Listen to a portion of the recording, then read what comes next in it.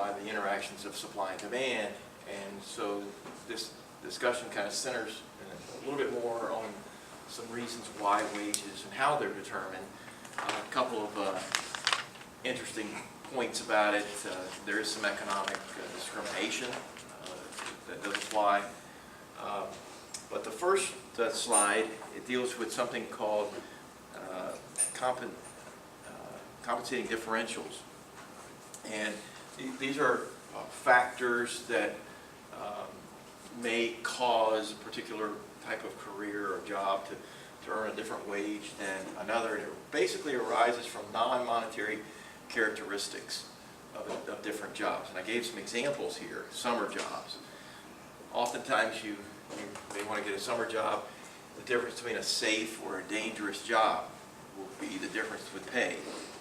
Going to work as a lifeguard on a beach,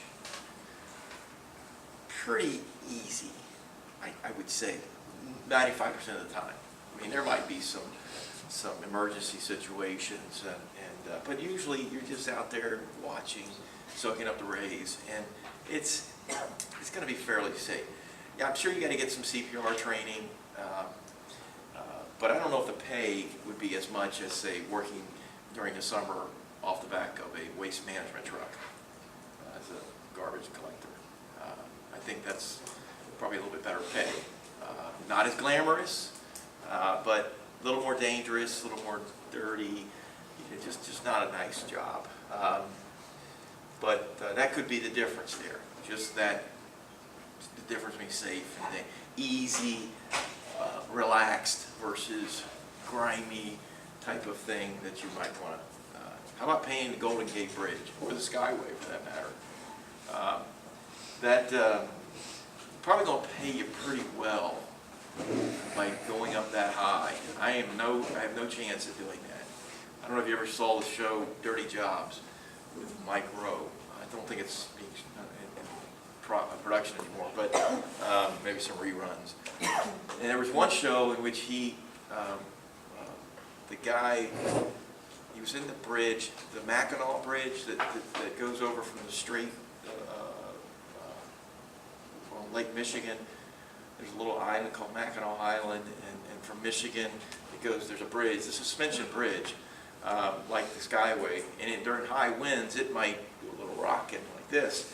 Well, during the show they had to manually go to the top of the suspension part, walking up the big cables, and replace a big light bulb manually. The light bulb was out, and so Mike Rowe goes behind the guy. They're walking up. They're cabled in. I mean, they're kind of roped in. They got cables on, but they're walking up this thing, holding on to the smaller cables, and they're going up to the tip to replace this stupid light bulb. I don't know what the guy got paid for doing that, but let me tell you, there's not enough in the world to pay me, because I wouldn't do it. But that's the kind of thing. Difference in the job. The wage itself will be different. How about night shift, day shift? That's a more easy, more one to use as an example. The difference there is that the night shift worker will probably get paid a little bit more per hour, $1 or $2 more, to entice them to work during the shift at night. It's not normal for people to work at night, during the night. I know some of you might be night owls, be up all night long. But that's not the normal bodily function. You're usually sleeping at night. So to entice the person, they give them a couple dollars an hour more. Or maybe a weekend or a Sunday. They will give you a little bit more to entice you to come in. And again, a little bit different wage. This next slide is the clip with, it's this night at the museum. It's pretty funny. You'll remember it. Ben Stiller, and all these animals come to life. And at the very end of it, he talks about the pay. I think he says it maybe during the middle of it. No, he says it at the end. Now there is a character on here. He just passed away today, or yesterday. Mickey Rooney. He's one of the actors in the movie here. So I just a coincidence. But he plays a funny part. in the movie.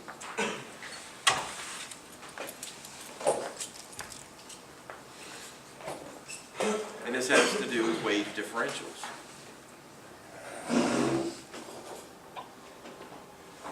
This gets real loud too. Right. Non-life threatening. I think he said he got paid $11.50 an hour. I mean, he just wanted something simple at night, but then ran into all that stuff. So it's kind of a difference there with what he was expecting. And that's Mickey Rooney there. He just passed away yesterday.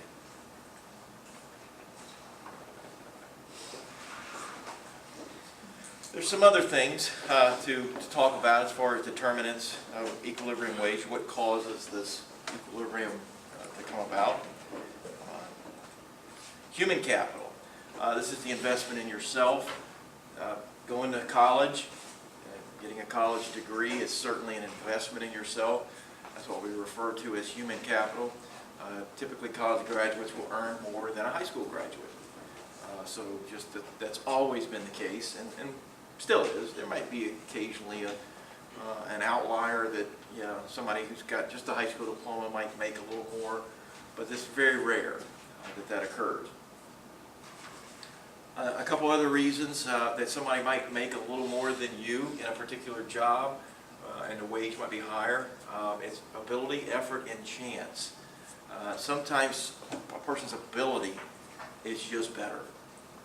And so maybe their heredity, their physical attributes, maybe their upbringing could cause them to be a better worker, therefore maybe earning a higher wage. Effort. I think you probably worked with people who might be lazy. Some people work hard, others are lazy. Those that work hard generally will earn more. Okay, generally. How about chance? Being in the right place at the right time.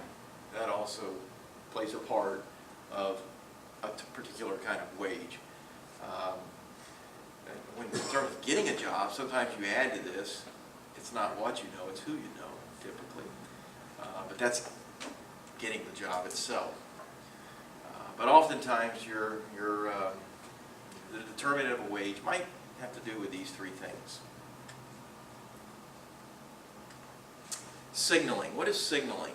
Well, signaling is a term used in economics and in the employment area that gives an employer, the company, a way to sort out the difference between, in most cases, the difference between a high ability worker and a low ability worker. So oftentimes they use your educational achievement as a way to signal to them that you probably will be a better worker. And the reason for that is because you've stuck to it. You've got a 4-year degree. So the perseverance there that you will, that you have done and completed the degree will probably give them a pretty good feeling that, hey, you're going to be a pretty good worker if you're that you persevere that much. To get your degree means you probably are a decent worker. Then somebody who didn't go to college or maybe dropped out of college. So it gives them a signal, that's all. Doesn't mean they're going to be a great worker, but in a lot of cases it does. The superstar phenomenon. Sometimes the good, the service, whatever it might be, is produced with a technology that makes it possible for the best producer to supply every customer at a low cost. And this has to do with technology like TV and movie theaters, where we pay actors millions of dollars. We pay athletes millions of dollars because we can produce it, distribute it across the country via TV, via the movie theater, or a DVD, or whatever it might be. And so by distributing it that to thousands and millions of customers, we can justify those $1 million salaries. The budget, hopefully, I mean, sometimes movies don't pan out as far as monetarily. The budget, the expense of it sometimes is higher than the revenue that it might generate. I mean, in other words, the movie might be a dud. It didn't turn out like people may have thought. But the technology helps us be able to distribute it across the country. What is efficiency wages? I think I mentioned this once before in a previous chapter. What efficiency wages are is paying employees above the equilibrium wage rate. So if this is the equilibrium wage in the fast food market, and it may say it's $8 an hour,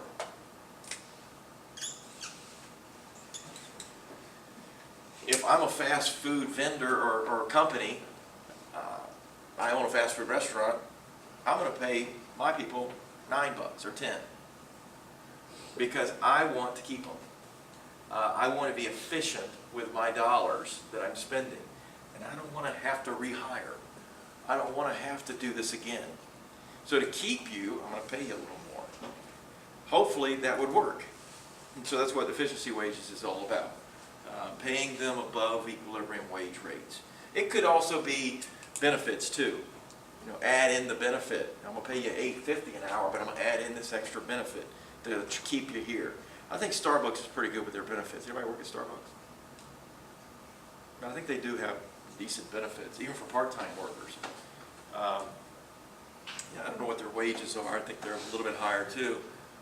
But they have, I think, some health plans. At least they did. Now, I don't know, as a result of the Affordable Care Act, how that's been affected. But efficiency wages is the idea that we're going to be efficient with our dollars in order to pay our employees above the wage rates. Here's some examples of different occupations with, on the left side is the women's, typically women's jobs, and on the right side are typically men's jobs. Oftentimes men's jobs pay more than women's jobs, okay? Now on the left you can see the jobs here: preschool, kindergarten teachers, dental assistants, child care workers, receptionists, hairdressers, generally women, okay, for the most part. Up to 90-something% of the workers in those professions are women, female. However, I did have an example of the kindergarten teachers. Anybody have a male kindergarten teacher? When you think back 15 years ago or whatever it was, do you remember your kindergarten teacher? Was it a female or a male? Probably female, right? My oldest daughter, who's 27, when she went to school, elementary school, oldest child, your first kid going away to elementary school, and 5 years old, going to kindergarten, and she's got a guy. Now, what kind of perception did I have? I'm thinking, oh no, I did not feel comfortable with that arrangement. Because I didn't know, I mean, a guy teaching kindergarten? It just didn't make sense. I had never seen it before. I mean, I didn't have one. I don't think anybody has had one, really. He ended up being wonderful. He was great. He had been teaching there for a while, and it just so happened that, you know, she got the draw, or the pick that she went to him, and he ended up being one of her. She still remembers him to this day. He's retired now, but it was a pretty good experience for her as a first. But as a parent, you're thinking, oh gosh, I'm getting my first child is going to go with a guy kindergarten teacher. But he was good. Now on the right side, you got occupations that typically are male dominated, and the percentage on the right is the percent of women in those fields. So only 2% of the women are electricians, 4% are firefighters, 6% are airline mechanics, pilots 6%. So very low percentages of women. Now you'll see the wages are higher for the men's jobs than they are for women. I do have another clip in here. I think it has to do with the differences between men. I might do the next slide. Men's and women's types of jobs, and so I just wanted to let you know that sometimes differences in wages have to do with gender. I don't know if it's as prevalent as it used to be. I know in teaching, it doesn't matter if you're male or female. It just matters really what kind of degree or what level of degree you have. if you have a bachelor's degree or a master's degree or a doctorate, you get paid a little different because of the education you have. It's that way in public schools, it's that way here, so it really doesn't matter. And years of experience. Let's say you come from another state and you begin teaching here, you've got 10 years experience teaching in Georgia. Well, that year of experience will also count, years of experience, on the scale of teaching. So they'll provide that. Jobs and the wage differences can be as a result of discrimination too, from a negative standpoint. Discrimination is defined here as offering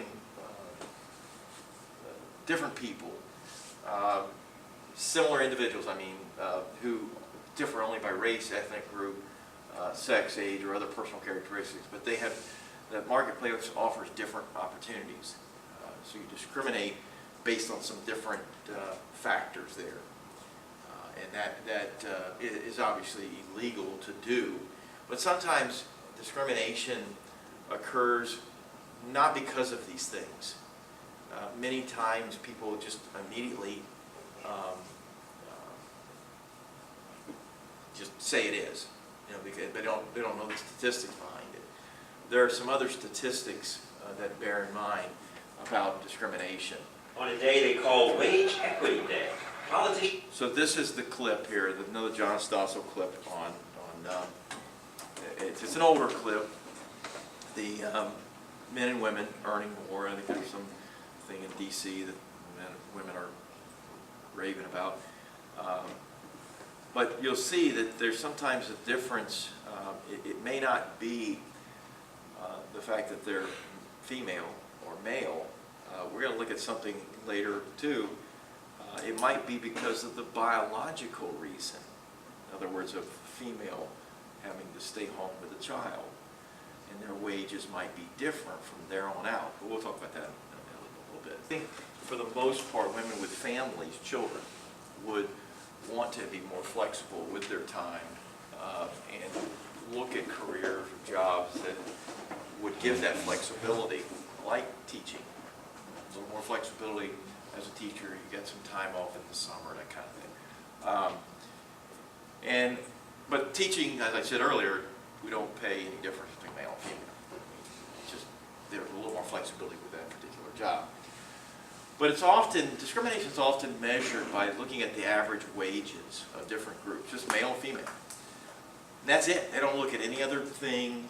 It's just looking at the differences there. But sometimes the differences amount to what he was talking about in the video, the ability to do certain jobs like night shift, day shift, or the educational attainment. And of course, women have the same kind of educational attainment, but the working in the rain, shoveling concrete, cement, that normally a job that many women would not want to do. So again, going back to dirty, grimy kind of thing. But education, job characteristics, night shift, day shift, they're often reflected in the average wages earned. And it's not because of the discrimination, it's because of the different shifts. But when you see these statistics, sometimes there's no footnote to it. It just says this is what we came up with, and there's a difference in male and female. We didn't really care to look at any other data, the factors involved. Well, here's an example. I put up here another supply and demand curve. But this example is hiring workers based on hair color.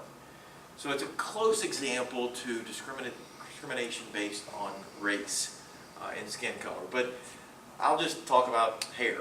So I'm going to say right off the bat that everything about these workers is identical except for their hair, okay?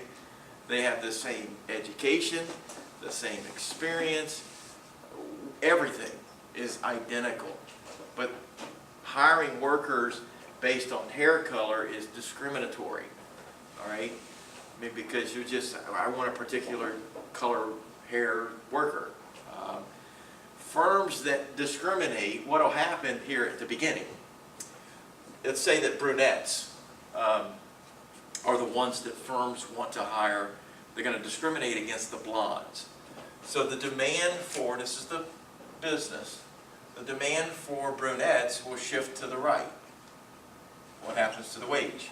It goes up. Okay? The demand for blondes shifts to the left. Okay, so this would be at the beginning where there is some discrimination going on. Blondes aren't getting hired, they're being discriminated against.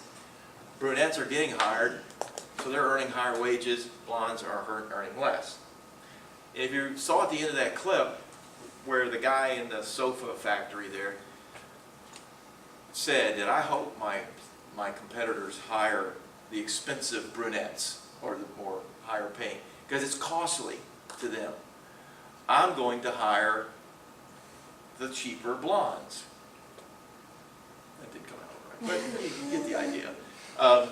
Firms that do not discriminate will have lower labor costs by hiring the workers who are discriminated against.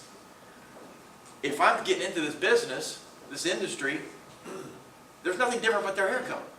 I'm going to hire the blondes. I don't care what color hair they have, or color of their skin, or color of their eyes, whatever it is. I'm going to hire them because it's right now, based on the wage, there's a wage differential, there's discrimination going on. Blondes are cheaper to hire. So I don't have to pay as much in payroll. These guys are going to pay more in payroll.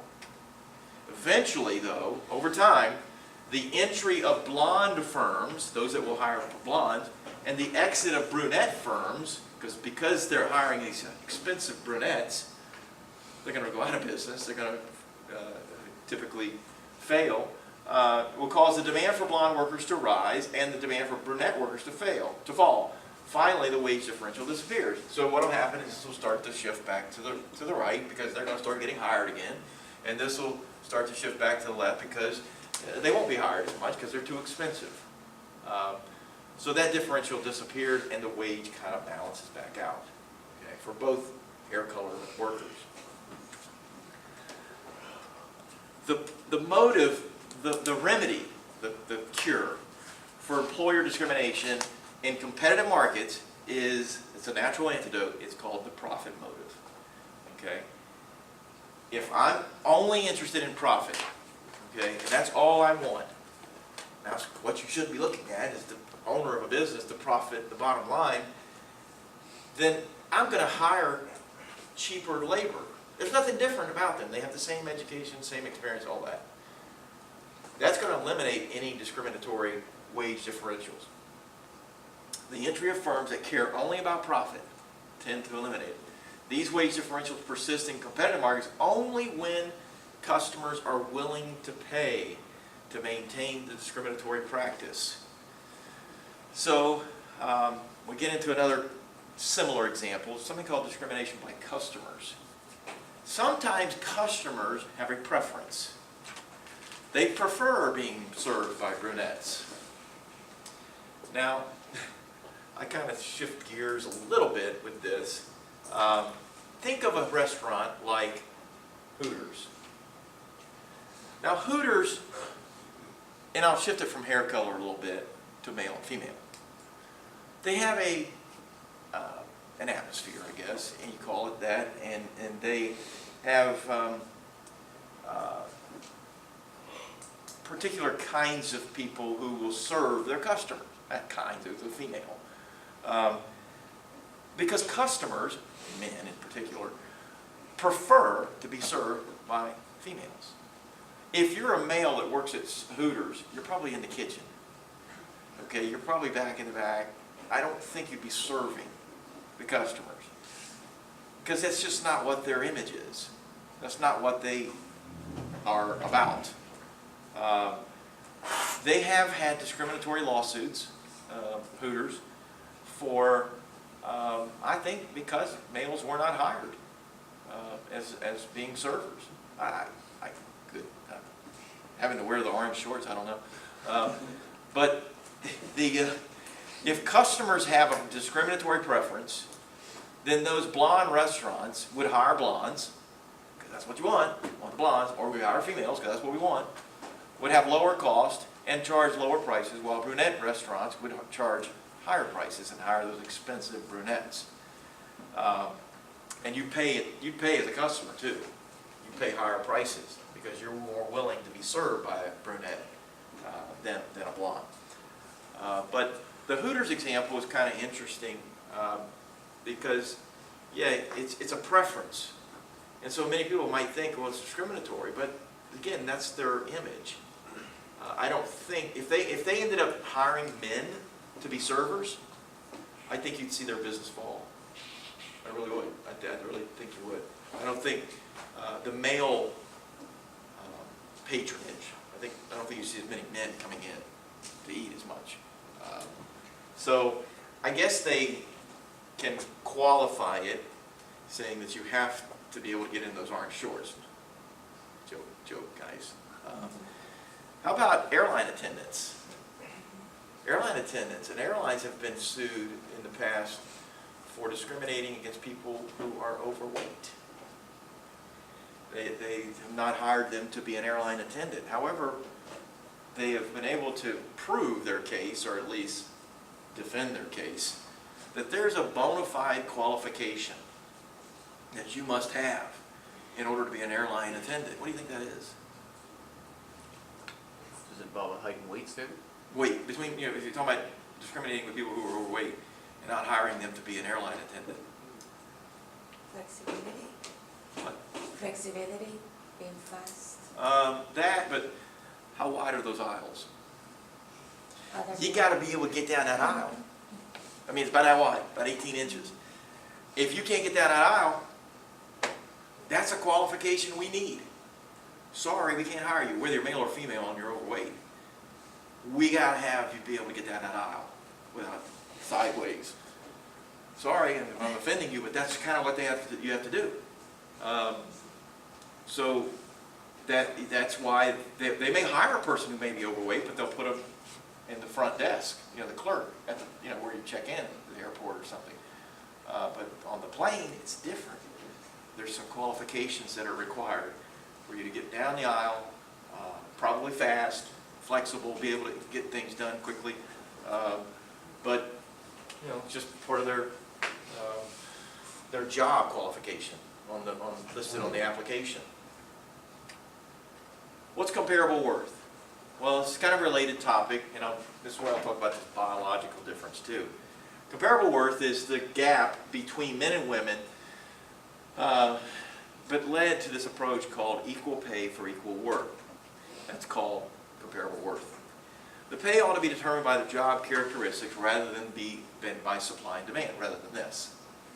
And jobs with comparable requirements should receive comparable wages. Proponents of this approach argue that market-determined wages are not appropriate because of the market's inability to assess the marginal products. Opponents argue that interference with the function of the labor market, will lead to shortages in some occupations and excess supplies in others. Well, let me give a couple examples here.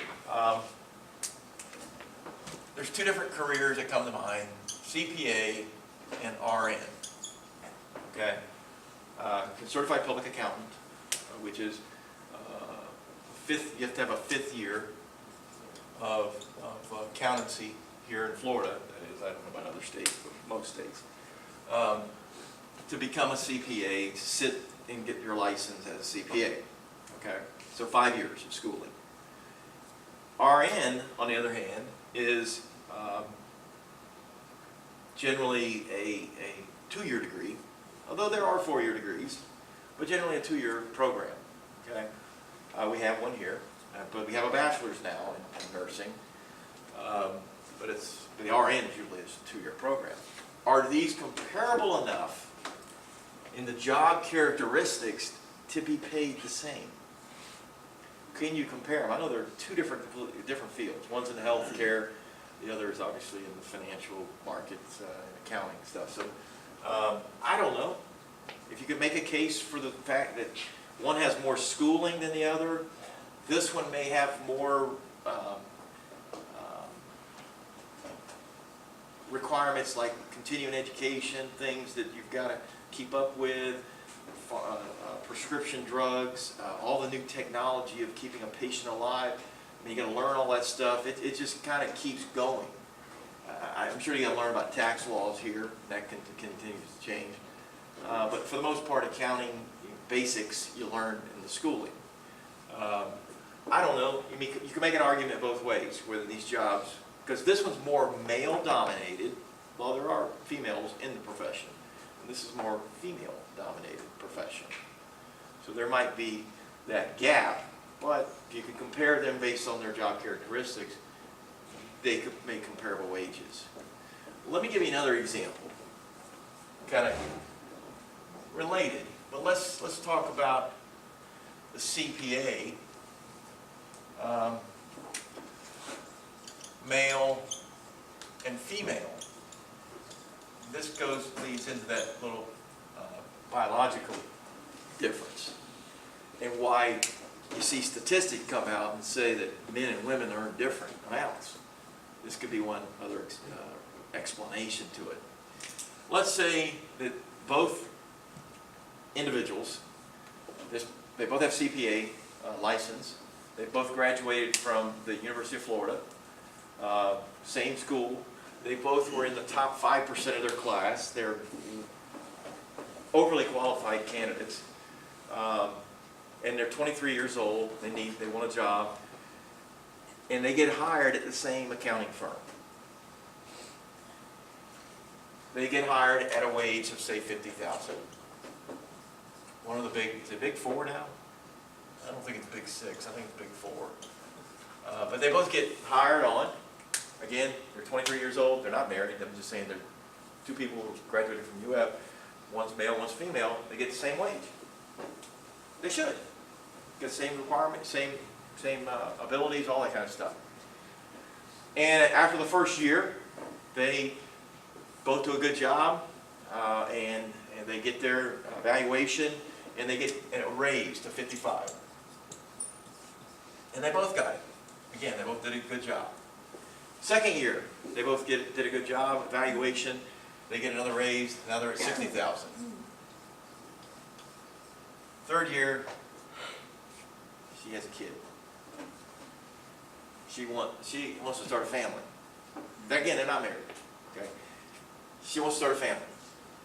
So she's going to take off 6 months or a year. Maybe not that long, but she takes off something. The family leave act, I think, is 12 weeks. So, what was that? 4 months? 3 months? 3 months. So maybe minimum she'll take 12 weeks off. He's going to keep working. Okay? He'll take time off. Again, they're not married. This guy, does his job and he continues to work. The evaluation comes up next year. He goes to 65. He gets a $5,000 raise like he's been getting. She, because she took about anywhere from 3 months to 6 months off to raise a child, is only going to have a half a year of evaluation to be able to support, for maybe she only gets $2,500. Okay, so now her wage is here. Notice the difference. She'll never catch up.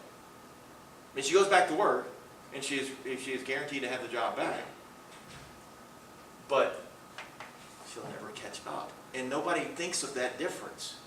And there's nothing wrong with staying home taking care of a child. I mean, I'm not knocking that at all. You want to raise a family and start a family. But that difference will always exist. But that will persist right down the line. And she'll never catch up to that wage. All right, so again, when you look at statistics, kind of between men and women especially, or between races, kind of look at them and say, well, okay, what's some of the reason? Maybe the cost differential, or the job characteristic, night shift, day shift. It's not always because of the particular factor that the public wants you to think of.